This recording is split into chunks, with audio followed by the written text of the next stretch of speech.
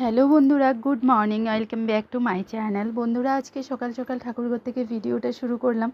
তো আজকে হলো শ্রাবণের দ্বিতীয় সোমবার, তার জন্য সকালবেলা স্নান দান সেরে এসে পুজো দিতে চলে এসেছি। তো এখানে দেখো বাবার মাথায় জল ঢালা হচ্ছে এখন। তো আমার পরিবারের সবাই বাবাকে আজকে স্নান করাবে। তো এখন এখানে সবার প্রথমে আমি করিয়ে নিচ্ছি, আর বাবার জন্য একে একে পঞ্চামৃত দিয়ে বাবাকে স্নান করিয়ে নিচ্ছি। তো ভিডিওটা দেখতে থাকো, আজকের দিনে কি কি করছি না করছি সবটাই তোমাদের সাথে শেয়ার করার ইচ্ছে আছে। অবশ্যই সাথে থাকো আর ভিডিওটা দেখতে থাকো। তো এখানে দেখো বাবাকে সুন্দর করে স্নান দান করিয়ে নিলাম, আর স্নান করিয়ে ঘরে আগে পুজোটা করে নেব। আর বন্ধুরা, আজকে ইচ্ছে আছে একটু মন্দিরে যাওয়ার, তো দেখি যেতে পারি কিনা। যদি যেতে পারি তাহলে তো অবশ্যই তোমাদের সাথে শেয়ার করব, তাই ভিডিওটা দেখতে থাকো।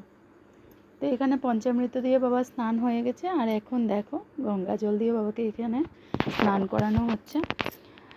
আমি বাবার স্নান সারিয়ে নেওয়ার পর ত্রিশুর বাবা ওরা দুজনেও স্নান করে চলে এসেছে, বাবাকে স্নান করাবে বলে। তো ওরাও দেখো এখন পঞ্চামৃত ঢেলে বাবাকে স্নান করিয়ে নিচ্ছে।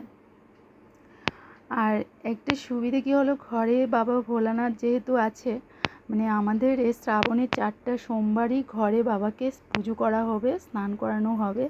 তো কাজটা ঘরেই হয়ে যাবে।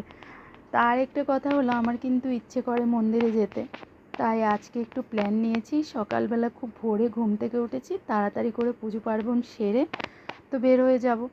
আর যদি মন্দিরে যাই তাহলে অবশ্যই শেয়ার করব।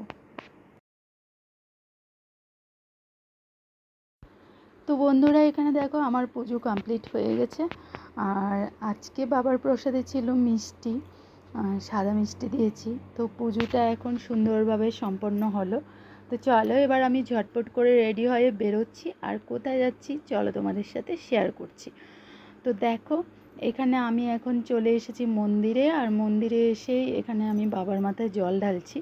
আর এখানে একটা জিনিস যেটা ভালো লাগলো, যে ঠাকুরমশাই আছেন এখানে।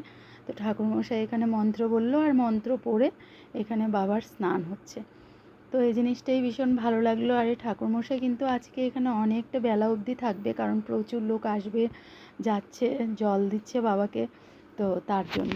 তো এখানে দেখো আমরা বাবার স্নান আমার হয়ে গেছে, এবার ঠাকুর প্রণাম করছি। আর প্রণাম করে চলো দেখাই তোমাদেরকে, এখানে না একটা কালী মায়ের মন্দিরও আছে।